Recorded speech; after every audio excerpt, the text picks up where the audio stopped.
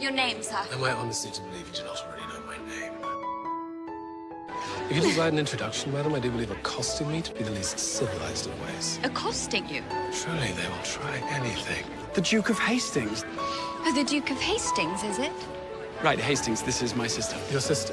As I am well aware of the company you keep, brother, I'm certain your days with His Grace were most civilized indeed. Lady Whistledown has all but declared me ineligible, worthy of the affection of a detestable simpleton and no one else. What others should ever want such damaged goods now?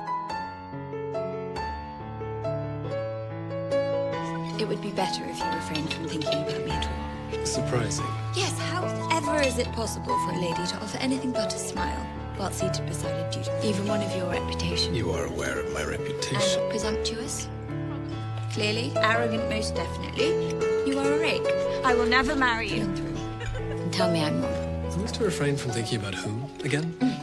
I assure you, I'm anything but interested in you. Good. Quite. And I anything but interested in you. And I must say I'm impressed. I was quite surprised to learn you no longer have a line of suitors around every last square in London. I'm in no need of your derision, sir. I do not mock you. I'm being sincere. I know what this Lady Whistledown has written. Trust I possess as much contempt for the author as you do, encouraging, provoking them. Claim you as their prize. Perhaps there is an answer. We could pretend to form an attachment. The world will believe I finally found my Duchess. Every presumptuous mother in town will leave me alone, and every suitor will be looking at you. If this is to work, you must appear madly in love. Men are always interested in a woman when they believe another, particularly a duke, to be interested as well. You presume, Lady Whistledown. I presume she or they must be precisely what we are. Me, unavailable. You, desirable. It is an absurd plan. I find it quite brilliant. Whatever should you have to lose? If you were truly courting me, you'd buy out every florist in town. If I were truly courting you, I would not leave flowers only 5 minutes alone with you in the drawing room. I have no interest in causing a scandal in Bridgerton. I should imagine with you it comes naturally. I saw the way the two of you looked at each other last night and this morning. There are no others. There is only the Duke. This is my sister. But surely you can understand that family must come before all else. If you'll be glued to my side all evening. And we must look like we are enjoying ourselves, as difficult as that may be. Yes, quite. He attempted something last night I shan't dignify with words when your sister plants to face her. Deservedly so. You told him. I had to say something. I had no right. I was trying to help. People are watching. The young lady is as rare a treasure as there is. Do try not to bungle it up. I shall not have you question the lady's unimpeachable honor again. Yes. You do not deserve to breathe the same air as her. I'm still in need of a husband. No, I am flattered. I'm afraid I must reject your proposal. Yes, I know. You're not the marrying type. Yet have you considered you are not the type women wish to marry? I do suppose if I were forced to take a wife, you would be the least objectionable option. Was that meant to be a compliment? Yes, but it is no matter, for you wish to marry for love, do you not? Of course I do. This is about a life, Your Grace. My life. So I shall not have this go wrong. And if you are not in agreement, then you should tell me now. I shall agree, on one condition. Call me Simon. We are truly to seem to be courting. If this is to be a match like no other, then you call me by my name. Very well, Simon. Very well, Daphne. I wish to find a husband. It's the time you have a family. Children. Let us find you a husband.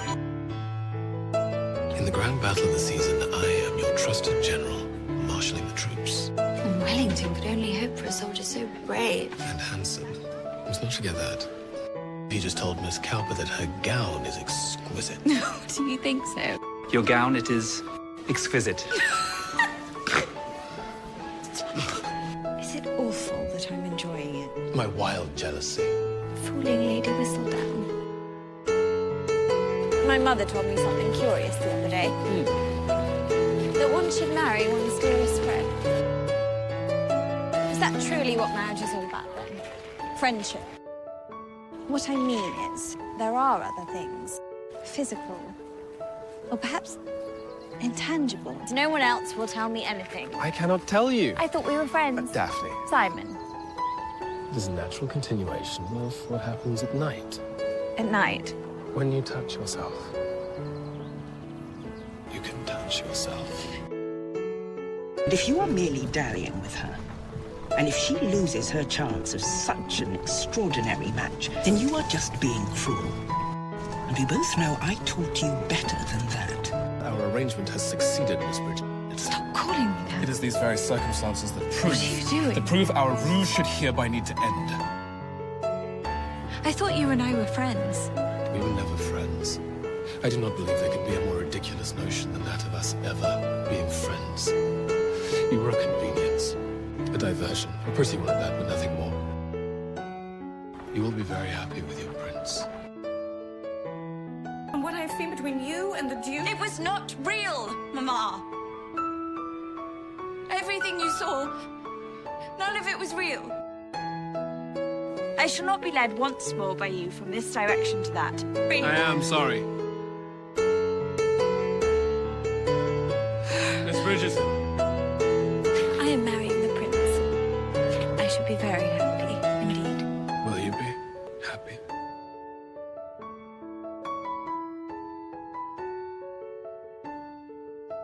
My most sincere apologies. You'll marry her. What? Immediately. We can only hope that no one saw you take such liberties and that my sister is safe. Further mortification. You will marry her. Brother! I cannot marry her. You have defiled her innocence, and now you refuse her hand. I cannot marry her. We will settle this as gentlemen. Understand? You would rather die than marry me. I am truly sorry. Simon, we were seen. If you do not marry me, I shall be ruined. Daphne, I cannot. Do you truly hold me in such low regard? It is because I regard you so highly that I cannot marry you. I know you do not love me, but I never thought you could despise me so. Daphne, you must know if we were to wed, I can never give you children. You deserve everything your heart desires. But I cannot provide it for you, nor could I ever ask such a sacrifice. There will be no need to resume. The Duke and I are to be The married. two of you make a fine family, I'm sure of it. We are so happy. Very much so.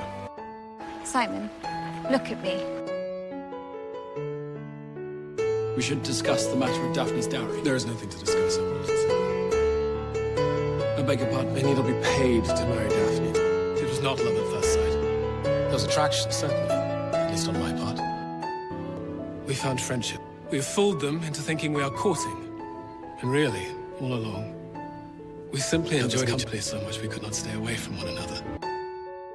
Conversation has always been easy. Her laughter brings me joy. To meet your best friend in the most beautiful of women is something entirely apart. It took the prince coming along for me to realize I did not want Miss Bridgerton to only be my friend, I wanted her to be my wife. I want her to be my wife. Daphne, the two of you care for each other deeply. When all is said and done, nothing else matters.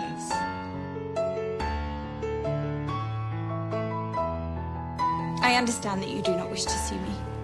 That you would prefer to stay in your separate room and endure a wordless dinner together on our wedding night. That is not as I would prefer. Simon, You are mistaken. I am the one who trapped you into this marriage. I trapped you. You wanted a life with children. You wanted a love match, and yet... And yet, this cannot be any more different. Everything I told the Queen was true. I cannot stop thinking of you. From the mornings you ease, to the evenings you quiet, to the dreams you inhabit. My thoughts of you never end. I am yours, Daphne. I have always been yours. You're downright flushed. Yes, that is what happens. When one is angry. When one burns for someone who does not feel the same. Why do you think I followed you into that garden? Why do you think I went into that garden? It is you I cannot sacrifice. I burn for you. I want to show you the bedroom. Yours or mine? You truly believe we are to have separate rooms?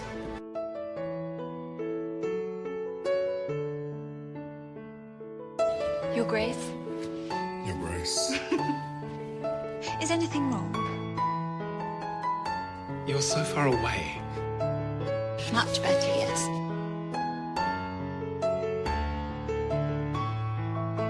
I hope it did not pain you too much to to see me with those children. Pain me? I thought only of you.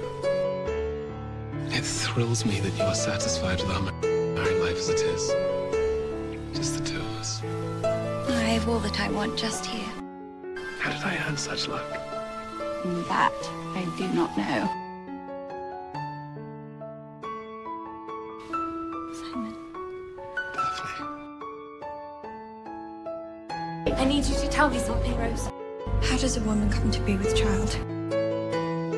You lied to me. I trusted you. I trusted you more than anyone in this world. I told you I cannot give you children. Cannot and will not are two entirely different things. You knew that becoming a mother one day, to have a family of my own one day, you knew that was all I ever wanted. I was prepared to die on that dueling field. Rather than marry you and take your dream away, I would have died. You told me I was enough. You love me. No, you most certainly do not. You do not know the meaning of the word. You do not lie to the one you love. You do not trick the one you love. You do not humiliate the one you love. I must return to see my family immediately. They will need me. I will accompany you. This is a family matter. Separate bedrooms may be tolerated. Separate households will not be suffered. We both know your reputation, Your Grace. It is clear that you find there is nothing left in our marriage. Nothing left. I've already seen you. That's what I said. Is it what you believe? If you are with child, then I shall stay and do my duty to support you both. And if I'm not? Then we shall remain married. In name only. Our lives will be entirely separate. This Because you made a considerable error with my sister. How, may I ask, could you infer that I was the one to make the error? Well, I know my sister quite well. She's not capable of fucking up this severely. Your father was so absent, he never gave you a proper example of how to lead a household. Tell me why you are so adamant. Because I swore a long time ago that I would never sire a child. You made a vow to me, too. Let me be certain I understand. You will neither have children, nor the happiness we could have together because you promised your father you would not. My courses are due within the next few days. You will know then which vow you have broken and how we are to spend the rest of our lives. Miserable together, perfectly happy apart.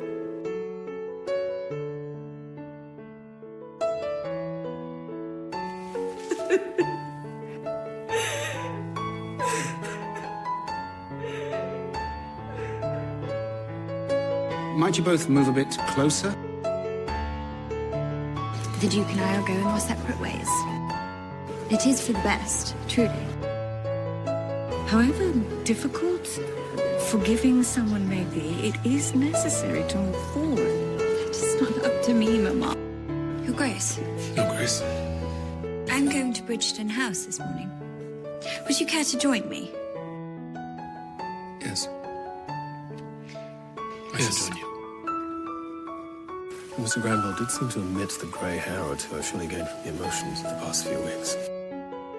Perhaps a few wrinkles, too. You wound me. One last dance it is. Pride, Your Grace. It'll cost you everything and leave you with nothing. You must not allow it to happen to you, too. Is it different for them, men, to know whether they are in love? I found the letters you wrote to him as a child, and I read them. Just because something is not perfect does not make it any less worthy of love. I am tired of pretending, and I cannot continue acting as if I do not love you. Because I do. I love all of you. Even the parts that you believe are too dark and too shameful. Every scar, every flaw, every imperfection. I love you. I do not want to be alone. I know that now. And what I do not know is how to be the man you need me to be. The man you truly deserve. I do not know how to do this. Yes, you do.